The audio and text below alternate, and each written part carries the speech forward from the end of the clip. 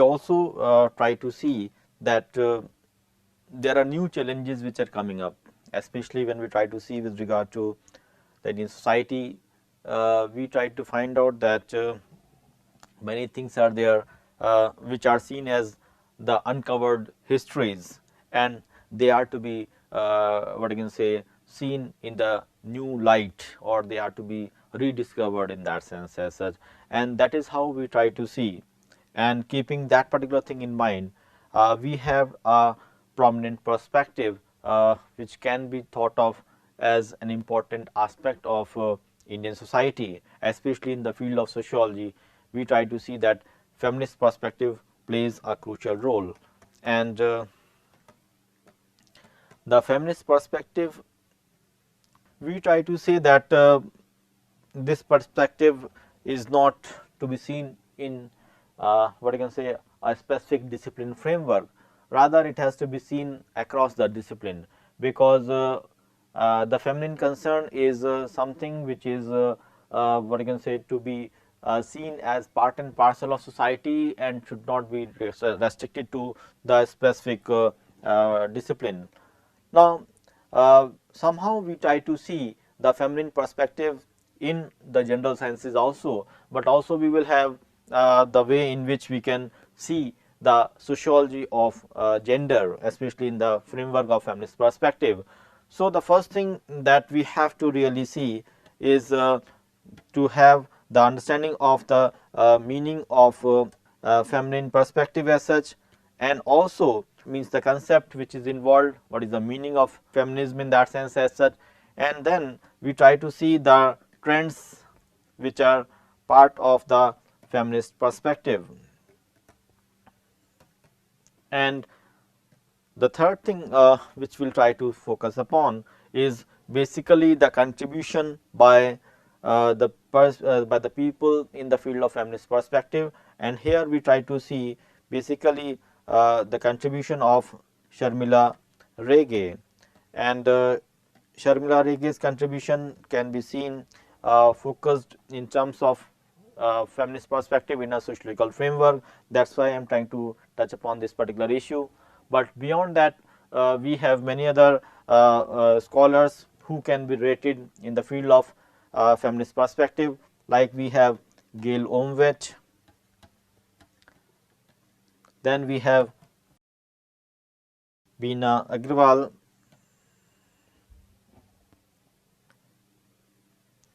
that is fields of one's own, and we also have many other scholars in the field of feminist perspective which tries to understand this particular issue in a specific framework. But before beginning this perspective in a specific way, let us try to see what this particular issue is. Basically, when we try to speak about the feminist perspective, we somewhere try to have the understanding with regard to the relationship between the women and society. I think that is how we try to see this particular issue, that it is basically seen as the link between the women and the society, and how it has been distorted, how it has been framed, or how it has been put into the academic front. Especially somewhere we try to see that there is certain amount of exclusion which takes place with regard to the women's voice. Somewhere we are trying to see that women's space is being neglected, and sometimes we try to see that the women's voice has not been put much weight, especially when we try to see it in terms of participation.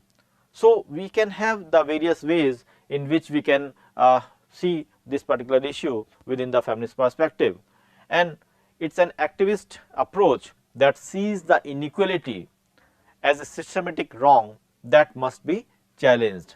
So, virtually the feminist perspective believes on the fact that it has certain amount of radicalism, and this radicalism is basically against the existing inequality in the society, especially the society which was at the wrong end, and it has to be challenged.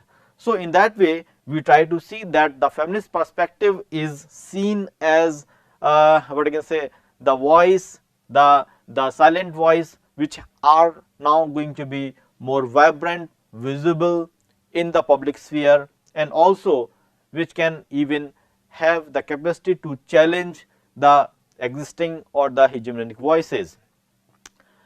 And today's feminist theory is used to explain the inequality in the main social institutions.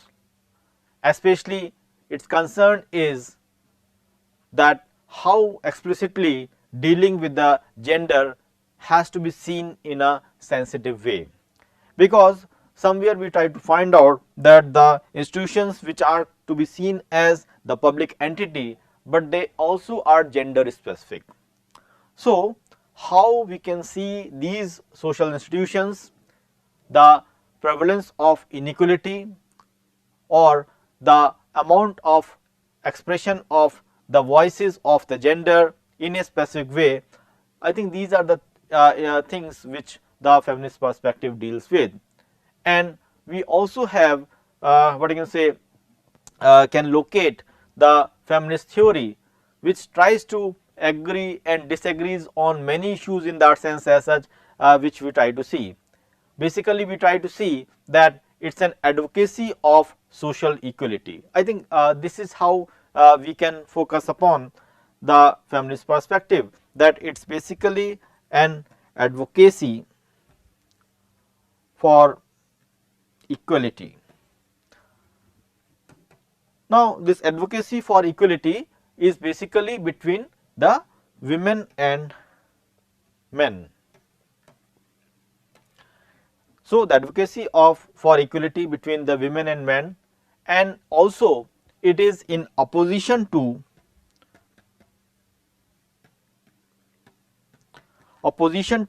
patriarchy, the patriarchal values, and also in opposition to the sexism.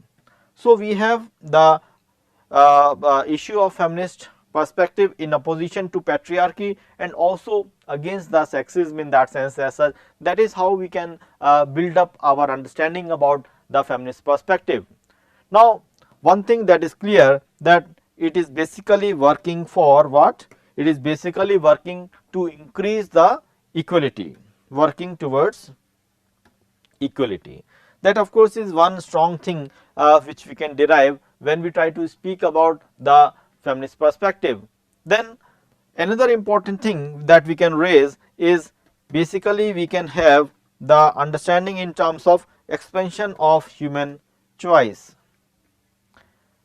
Expansion of the human choice, that is another important aspect, that we should not have a single way of looking to the things. We does not believe in alternatives, that should be avoided in that sense as well. Rather, there are possibilities of alternatives that one has to keep in mind. Then another significant thing which sociologically proper, if you try to see, that it basically tries to eliminate the gender stratification. So, it tries to eliminate the gender stratification, that is another way in which we can look into the issue. Then also we try to see that it is meant for ending up the issue of the sexual violence. That is another important aspect that we try to see with regard to the feminist perspective. And finally, we try to see that it is basically working for the issue that to promote the sexual freedom, promoting the sexual freedom. Now, these are the ways in which, or these are the different aspects which can be thought of when we are trying to speak about the issue of feminism in general as such. And I think when we try to speak about these issues, one thing that comes out of course is that feminist does not believe on the biological based inequalities. As we all know that we have two forms of inequalities. One of course is the biological based inequalities, and another of course is the social based inequalities.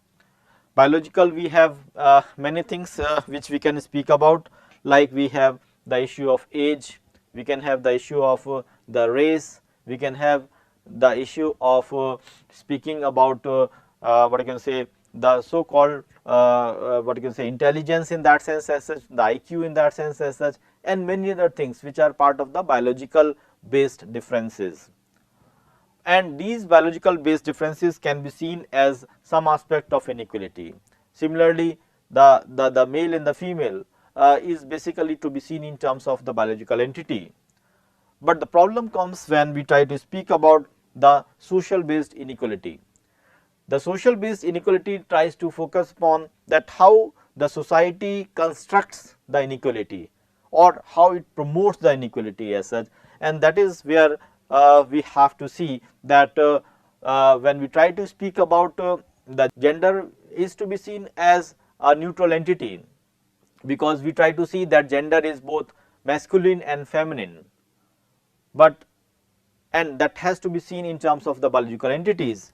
But when we try to see it in terms of implications or in terms of the projections, then we try to see that okay, this is male, this is female, and accordingly the jobs, the division of labor, the understanding, the space, everything has to be given in that particular fashion. And who decides that? It is basically the society, the social structure, and the institutions which tries to give the space to the two genders in that sense as such. So, in that way we try to see that the biological based differences sometimes are speeded up or sometimes they are been galvanized with the presence of the social based aspect in that sense as such. And in that way we can have that this feminist perspective tries to bridge up this gap, the gap between the men and the women. That is what we said is to move towards the equality as such. And this equality are to be seen in various aspects. We have to see the equality in the political sphere, especially in terms of political representation. We have to see it in economic sphere, basically where we have the equal wages, equal employment, or we try to speak about not the gender specific jobs and other things as such. And similarly we also try to see that it has to be seen in the social context also, where social context is to be seen as that why there should be the segregation, the separate division of labor, the what you can say, the voices for few and not for others, or maybe even the food habits, many other things are there which are part of our social and which tries to construct the gender in a very specific fashion. But this feminist perspective, if we try to see, we can, it is not that feminist perspective is to be seen in one broader parameter. Rather, the feminism has various types, and the different types if we try to see, one of course is the liberal feminism. We have the liberal feminism, that is this feminism or this school of thought basically believes on the fact that, so these are basically the types of the feminist perspective, one of feminism in that sense. So, we have the liberal feminism which says that everybody is free to develop their own talent and interest, meaning thereby that they try to have that environment which is quite natural, open in that sense as such. It is something which is going to be free from any bias in that sense as such. Whosoever have the talent or the skills, they can excel irrespective of what is the gender, what is the biology behind that as such. So, the liberal feminism are not that radical feminism, but they simply try to say that the talent, the skills or the interest, they are to be put open, and depending upon the nature of the person here is either male or female, and they should be given the opportunity in that sense. The second prominent type which we can see is the socialist feminism. Socialist feminism, if you try to see, it tries to have the issue of collective,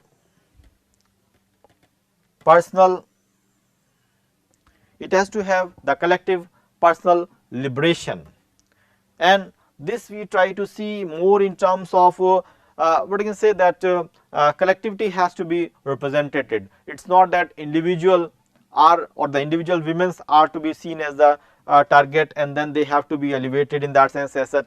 We are talking about in the socialist feminism that we have the collective liberation which are to be seen on the various grounds, and this collective liberation are to be seen as that everybody is open in that sense as a society is such that where we have the space for all, and in that fashion if you try to see that the socialist is also trying to make an appeal that the state does not have any amount of sponsorship or maybe the reservations or restrictions for the specific gender, and in that way the socialistic feminism is believing on the fact that everybody has to be elevated and liberated in that sense as such.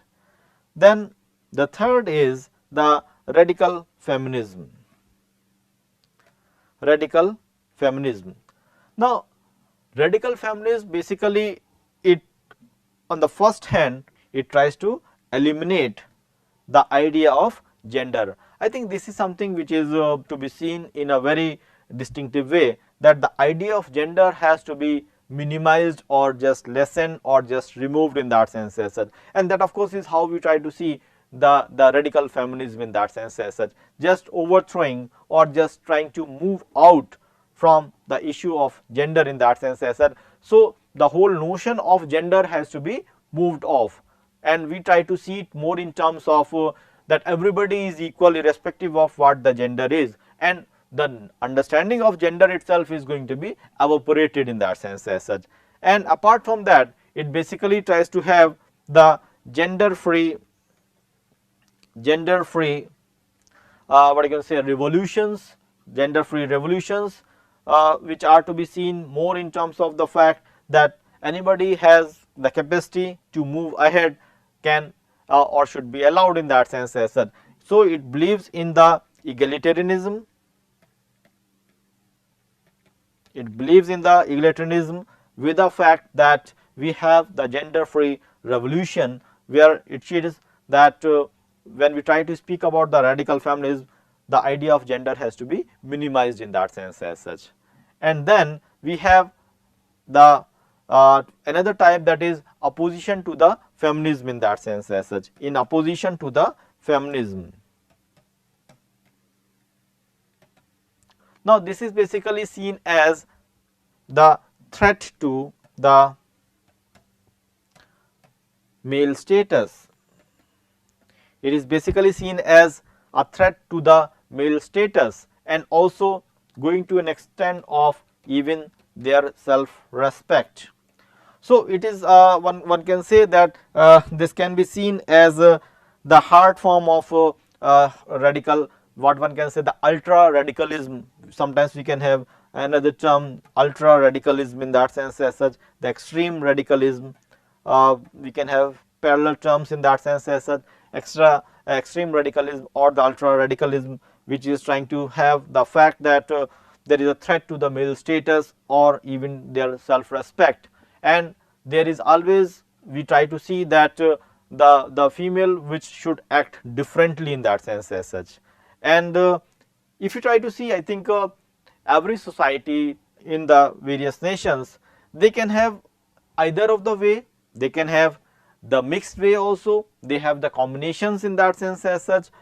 But the important thing in that sense of course is that there are certain amount of what I can say prominent or the manifested aspect which are visible in the different societies. But more than that, the important thing in that sense of course is that the feminism is an issue of concern to any and every society. Now, if we try to see the ways in which we can represent or we can understand these issues, we can have the different perspectives in which we can approach the feminism itself.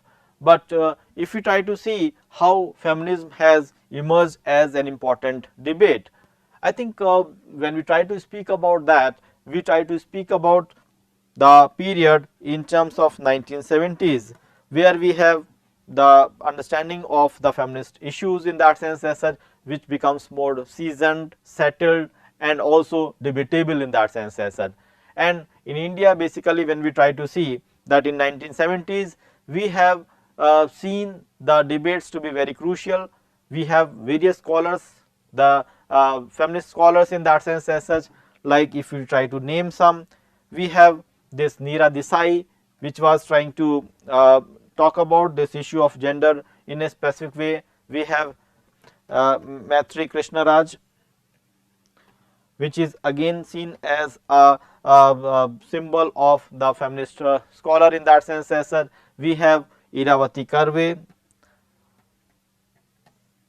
which has significant contribution in the field of kinship organization in India. We have also Veena Mazumdar,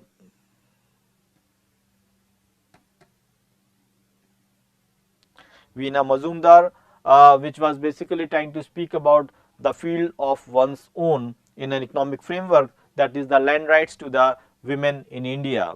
And apart from that, we have the people like Leela Dubey, who try to speak about the gender in relation to the kinship, that is talking about the matrilineal with regard to the kinship pattern in that sense as such, matrilineal and kinship, what is the relationship between them.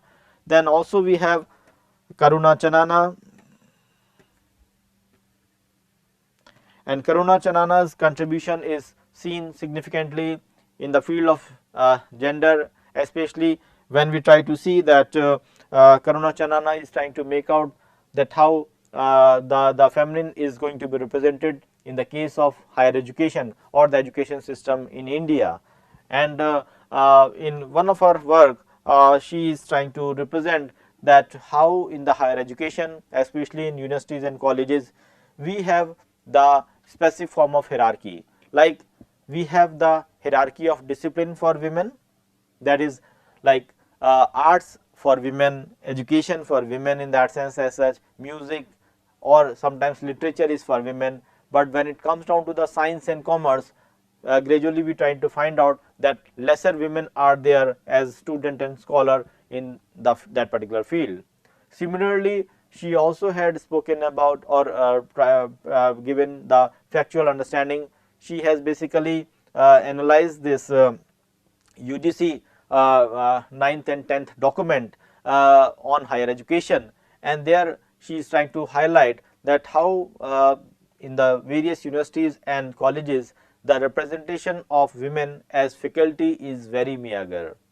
And apart from that, if you try to see it not as a women, if you try to have a microscopic understanding, we try to find out that if we have the segregation of women as SCs, STs and OBCs and other categories, then their representation in each category is going to be very minimal in that sense as such. So we try to see that we have not only the hierarchy of the discipline for the women, also we have the so called, even in the so called what you can say service sector also, we have the limited female faculties which are going to be represented. So that is what Karuna Chanana has seen women as exclusionary categories in terms of understanding their representation. And apart from that, we also try to see the contribution of Naila Kabir. Then we have the contribution of what you can say speaking about certain other specific works, like what is patriarchy by Kamla Bhasin. What is patriarchy, and many other significant works are there, and these works were basically trying to see the representation of women in a specific institution or across the institutions in that sense as such, and how they have been represented through history. Now, apart from these studies or from these works, certain other women's which are significantly speaking about the representation of women's, like we have Professor Susi Tharu,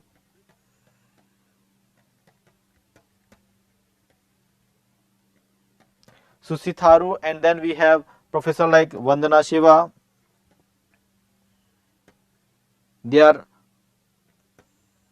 more seen with regard to the environmental issues in that sense as such. And these works, if you try to see the contribution made by these scholars, so they had got what you can say, their motivations and understanding from the specific contribution from a very significant work. We have a very important book, that is The Second Sex, and this is seen as one of a prominent contribution by Simone de Beauvoir. Simone de Beauvoir's contribution, The Second Sex, which basically speaks about that how the women are treated differently in a specific society, and this work of course is seen as a very significant work because it tries to speak about the understanding of a gender in a very specific way, and this was also seen as one of the source of motivation and also trying to see that how women are being represented across the time. Now, this is of course one side of the story about speaking about how we can locate or understand the feminist aspect. We also have within the feminist perspective the various ways in which we try to see the debate took place. Like if we try to see the feminist perspective in the structural functional framework, we try to find out that the structural functional framework tries to see that what women are doing, they are doing for maintaining the order and stability in the society. Like we have Talcott Parsons contribution, who tries to see that how that role specific jobs are going to bring about the equilibrium in the society, or we try to see that what women does in terms of division of labor, that is going to be significant for that particular aspect for maintaining of the order and stability. Like one thing which Parsons says that socialization and the roles which are being performed by the women are going to integrate them and also integrate the society in a wider way. So virtually we have one way of looking to the issue of feminine from the structural functional viewpoint. Then we can also speak about the conflict perspective. Conflict perspective, which basically tries to deal with the fact that how women are to be seen as part of the production system. And here the conflict perspective, if you try to see the issues, we try to find out that it is basically with the advent of capitalism, the women's were put at what you can say as certain restrictions and the barriers, because if you try to see historically speaking, then the women's, when they were the food gatherers and the hunters, when they were part of the initial life, the ancient society and ancient life, then their say and their freedom was multiple in that sense. Like they were seen as good hunters, they were seen as the good cultivators, they were seen as the good preserver of the food and many other things as such. So in that way we try to find out that in the framework of the development, especially if you try to have that Marxian way of looking to the society, then we try to see that in the initial stage in the ancient society we have more freedom for the women, but as we move towards the capitalism, especially with the advent of the state, we have developed certain restrictions for women. And state, which is basically seen as having a patriarchal aspect, state which has been seen as how it has certain amount of male domination in that sense as a protector and as a dictator, as a instructor to the members in that sense as such. And that is how we try to see that with the advent of the state and the capitalism, we have that the restrictions started coming up on the women. Like we try to see in the case of industrial setting, the working hours were fixed, that in the night shifts or in the late nights, the women are not allowed to work in the industries. So virtually the women which were having the freedom to work at any period of time because of the industrial laws, because of what you can say, the implementation of the policies of the state, there were certain amount of restrictions which has been developed and which tries to restrict the mobility and the freedom of women. Then we also try to see that with the advent of what I can say, the development, we find out that specific jobs or the specific division of labor was been assigned to the women as such. So the public sphere, which was been seen as an open sphere for the women in the previous era, but now they were been restricted to the private sphere. So we try to find out that as the development proceeds, the women's were been put to the private sphere. So the public sphere was been restricted for the women and the private sphere was been made for them, and that speaks about that either we can say that the development is going to be adverse for the women in terms of their freedom, in terms of their what you can say, hegemony, or not hegemony, but in terms of their what you can say or having certain amount of participation. So that has been restricted in that sense as such, and gradually it has led to what I can say, their decline from the production system. So this, with the decline of that, definitely it has led to certain conflicting interest.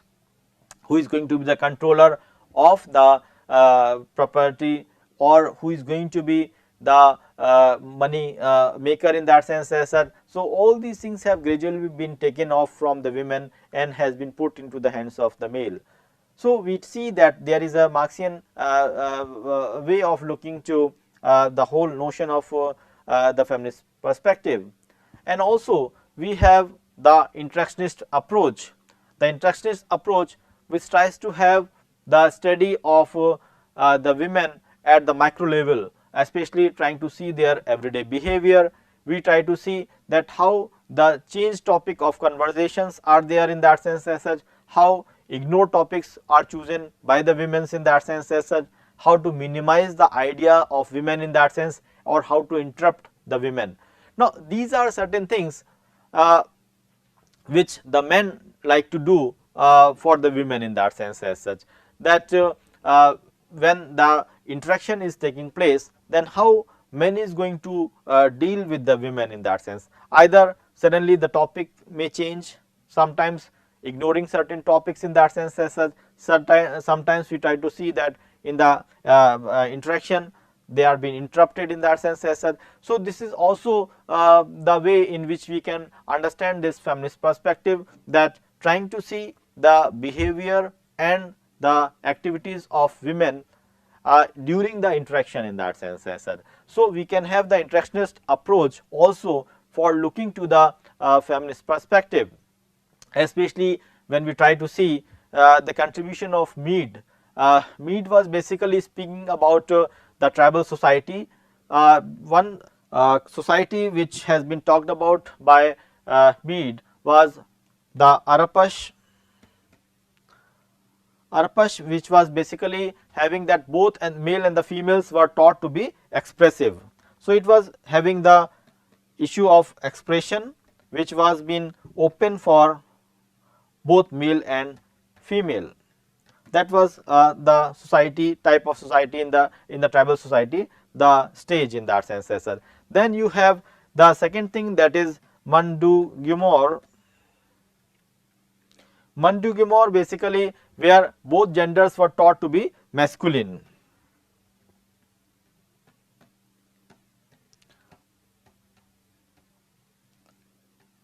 Both the genders have to be masculine in that sense as well. That is, irrespective of that one is male or female, we try to see that the masculine character is developed in both of them in that sense as well. So that is the second level of tribal society which we can speak about. The third, which is been talked about by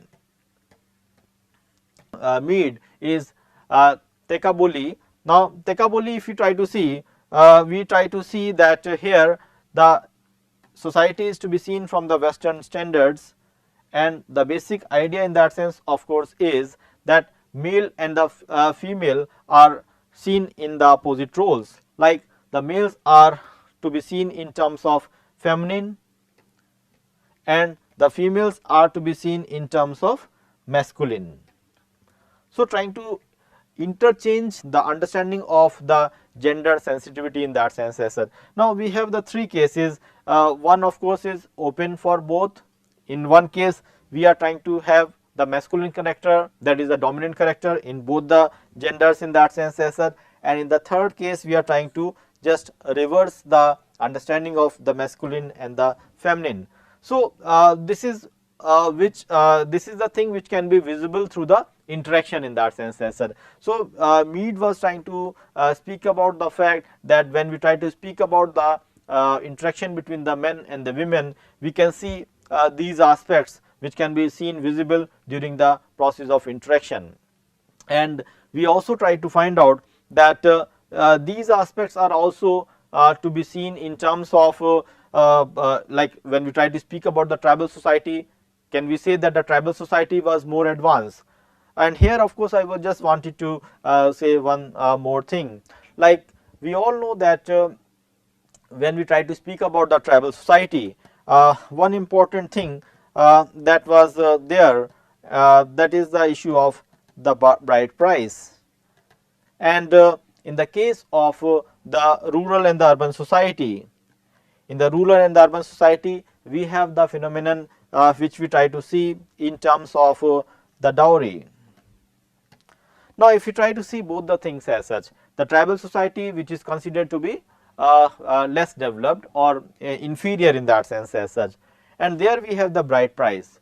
And the case of bride price, if we know, and that we know also that the bride price is what, where the husband's party has to give a token amount to the girl's party in that sense as such. So, the male party has to give an amount or a booty to the girl's side in that sense as such, and which is basically seen as a symbol that the women was the part of the division of labor, she was into the production system, but since that production system has been taken off, so the male party is going to provide certain compensation. So, it speaks about the fact that the women's status, their role in their own family is been represented and also is been considered, and the other party, the male party, when they are taking up that particular what you can say support, so they are repaying also, and that basically speaks about the superior status of women, because we try to see that the women are not being paid, rather they are being paid because of their contribution to the family, to the field or whatsoever activities they were doing. On the contrary, if you try to see the phenomena of dowry, the dowry is basically seen as the girl party is giving certain gifts and the amount to the male party in that sense as such. Now, if we try to see this shift which is taking place, that the tribal society, the respect for the women was more, the respect or dignity, or one can say their contribution was been recognized in that sense as such, and that has been duly compensated. But when we try to see the urbanization, the development of the society, the settlement as such, so then we try to find out that the women are the victim of these particular issue, like we have these notions of the dowry deaths and the killings and all that as such in the name of dowry. So, we try to see that the development has led to the restrictions or the downfall of the status of the women in general as such. But again it has to be seen contextually, because many times we try to find out that in certain tribal societies we always have this phenomenon of purchasing women also, that was also there in that sense as such. There was also the marriage which was by trials in that sense as such, and many other things were there in that sense as such. So, it is not a question of uniformity, but certain amount of practices which have been there, which have been part of the tribal societies, but how through time it can lead to some other form.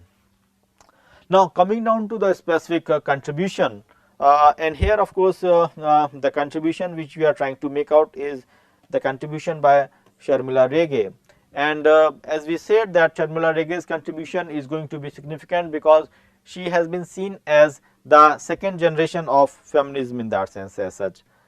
Second generation of feminism which tries to um, work upon and contribute towards the conditioning and the understanding of the feminine in that sense as such, and trying to see the gender categories across the various cultures, religion, caste, class and the communities. To say a brief about Sharmila Rege, we can say that she was born in the Kolhapur district 1964 and brought up at Pune, where she has an education from Ferguson College and the Department of Sociology, University of Pune, and since 1991 she was the lecturer at Kranti Jyoti Savitri Phule Women's Study Center, and later on part of this Department of Sociology. And her contribution definitely, Sharmila Rege is no more, but her contribution was quite significant. Especially we try to see that she was been a celebrated professor at the Department of Sociology, University of Pune. She was also associated with the Indian Institute of Technology, Mumbai for a shorter period of time as professor over there. In that sense, she has received the Malcolm Adishia Award for the distinguished contribution in the development studies by the MIDS, that is Madras Institute of Development Studies, in 2006, and also she has been honored with various prestigious positions, honorary director to the Women Study Centers, part of the various committees as such, and her concern was to work for or to work in the interest of women. She has published a lot in the field of gender and sociology, Dalit feminism, and also the social history of the popular culture practices, especially in Marathi and English. And also our contribution is significant in a sense that it basically tries to have everyday understanding about the women's life. And within that framework, I think if you try to see one of her important edited work, that of course is the Sociology of Gender. Sociology of Gender, which basically is the challenges of the feminist sociological thought. It was from the Sage publication which came in 2003, and another important work that we can talk about with regard to Sharmila Rege's contribution is Writing Caste, Writing Gender. Writing Caste, Writing Gender. That was another important contribution by her. And then we have the readings of Dalit women's testimonies, reading of Dalit women's testimonies.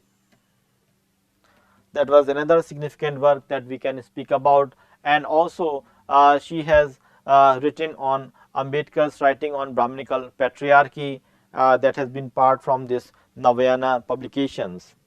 Now if you try to see out of many of our work, the prominent work of Sociology of Gender, I think it speaks about the understanding of gender from a sociological viewpoint. And what she says, that Sociology of Gender to Rege is one which is constantly been confronted when we try to question upon the location of sociology of women and gender.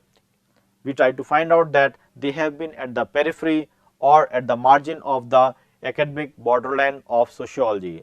So even the discipline, if you try to see, we try to find out that their voices, their representations, their understanding, they have been basically seen as what you can say at the margin, in a sense that it also has a patriarchal appeal. And in that way, even if you try to see that the discipline itself has been genderized or biased, then what can be the possible outcome one can understand.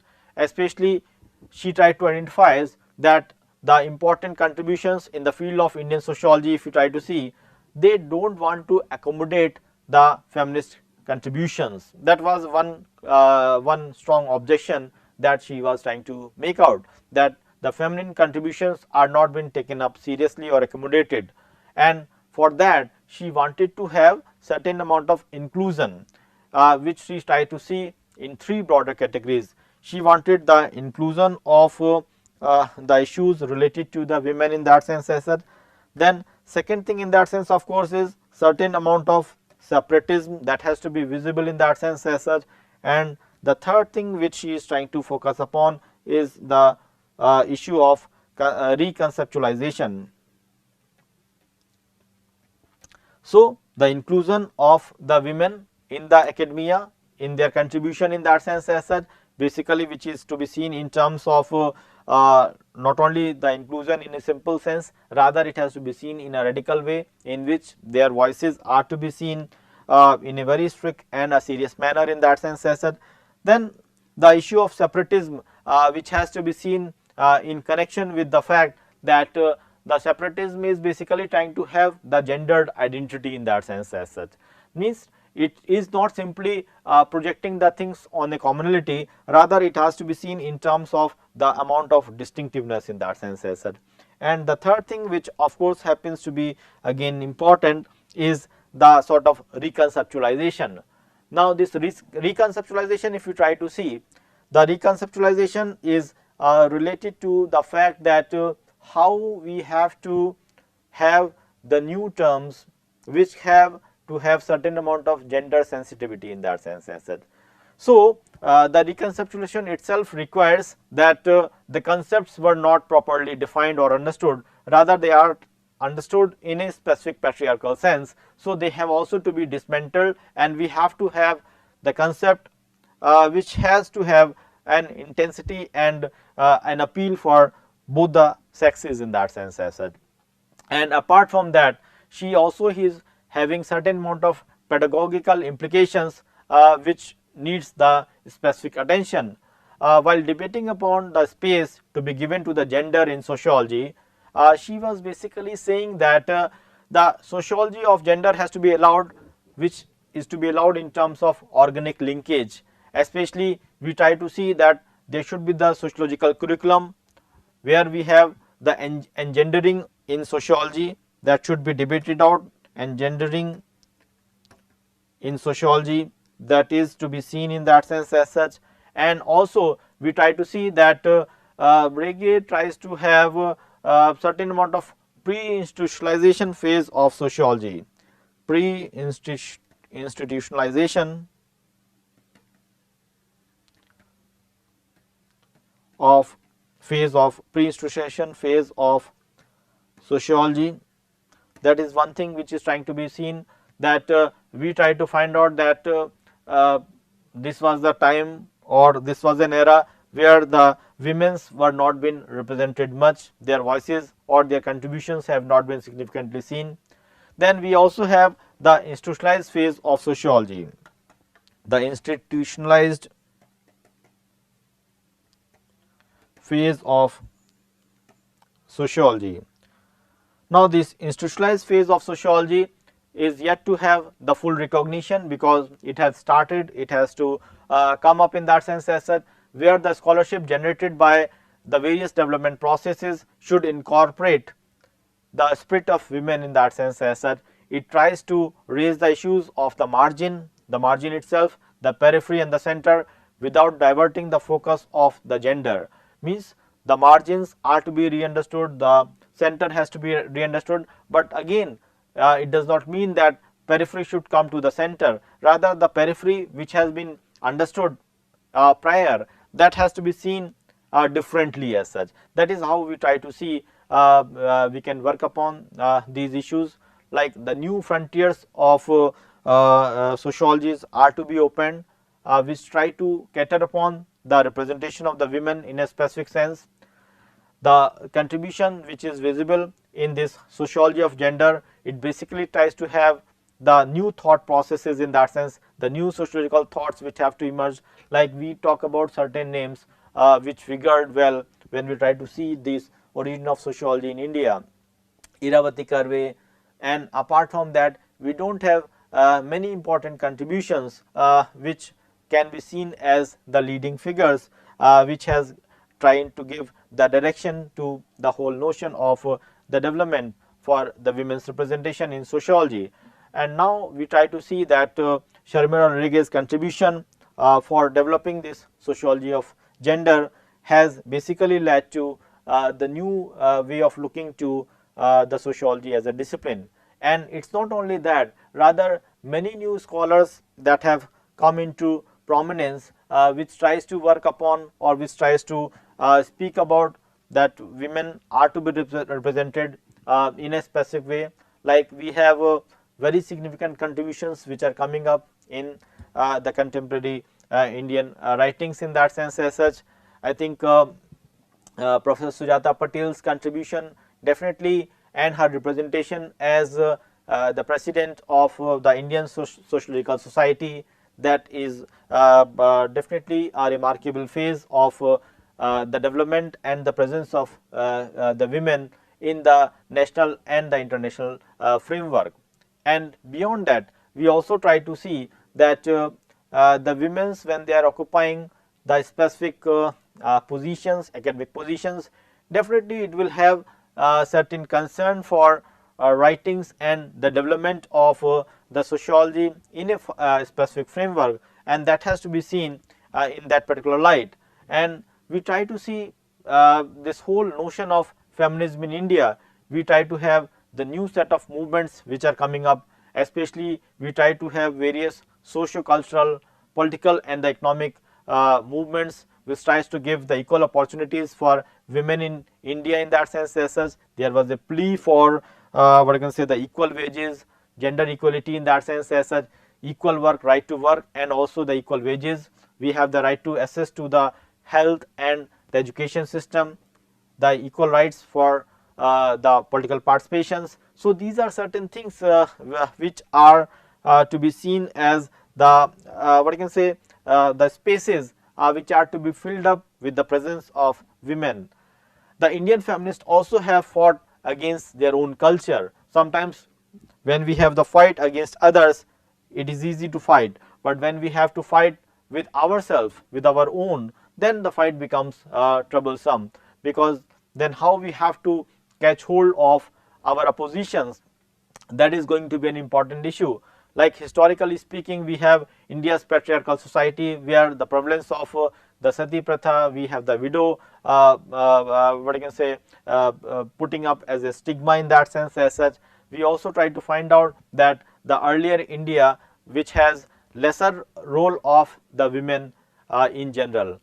Like many times it has been questioned and it has been raised also that how many women were being part of the India's freedom struggle, and sometimes it has been said that as if it was the male alone which has given rise to the freedom of the Indian society.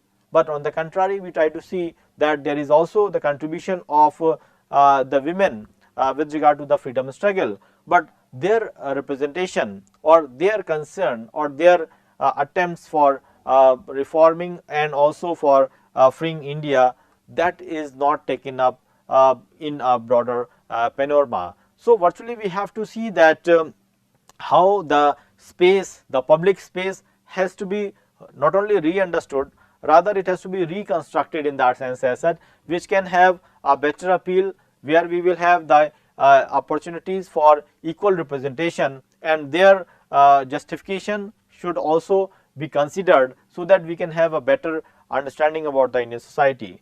But we also try to find out that various Indian feminist movement which are still live, which basically speaks about the inequality and discriminations, are also present. Especially we try to see the social exclusion which is to be seen was been part of the Indian patriarchal culture, and basically the right over the land ownership is still prevailing as such. Like we try to see that on the one hand the law permits that we have the land rights which are to be given to the daughters in that sense as such, but how many times the daughters are going to have their claim of that particular property. Same is the case with the access to education.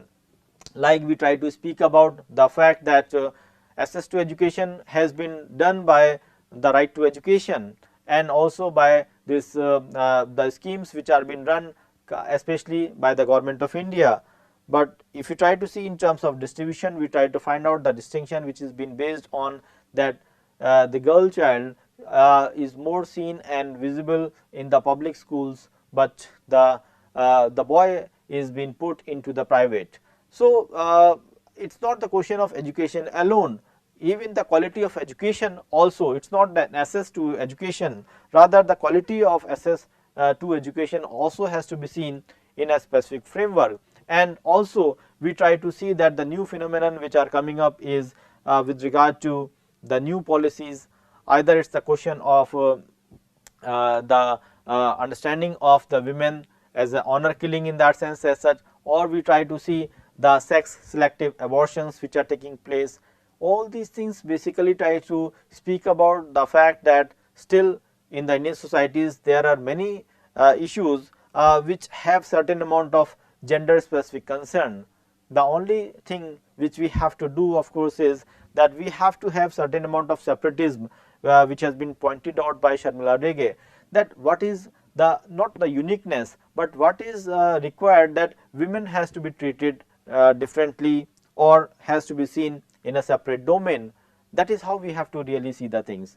As if when we try to speak about the notion of inclusion, inclusion does not mean that simply for the namesake they are to be incorporated.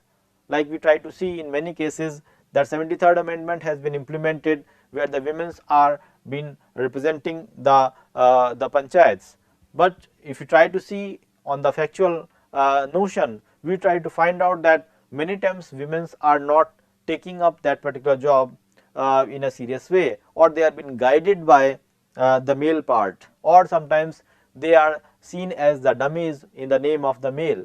So if this is the concern of representation, then I think this sort of inclusion are to be avoided. What is required more in that sense of course is that inclusion has to be in a dignified way in terms of an attempt to what you can say retain the presence of women with all dignity and respect.